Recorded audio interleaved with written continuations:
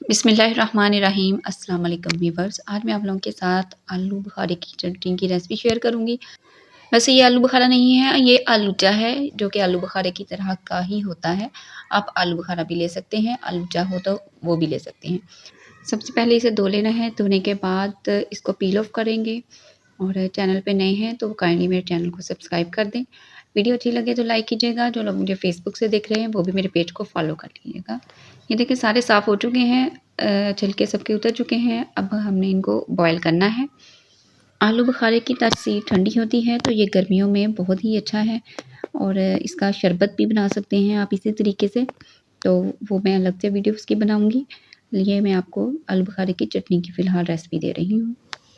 तकरीबन 1 गिलास पानी लिया था, उसमें 1 किलो मैंने आलूचे छील के डाल दिए हैं और इनको अब हमने थोड़ा-सा पकाना है ताकि ये नरम हो जाएँ। ये देखें तकरीबन 5-10 मिनट पकाया है और ये नरम हो चुके हैं। अब हम इसमें डालेंगे चीनी। चीनी मैंने इसमें 1 कप डाली है भर के। तो उसके बाद आप चेक कर सकते हैं जब ये मेल्ट हो जाए, तो आप ज़्यादा या कम अपने टेस्ट के हिसाब से कर सकते हैं।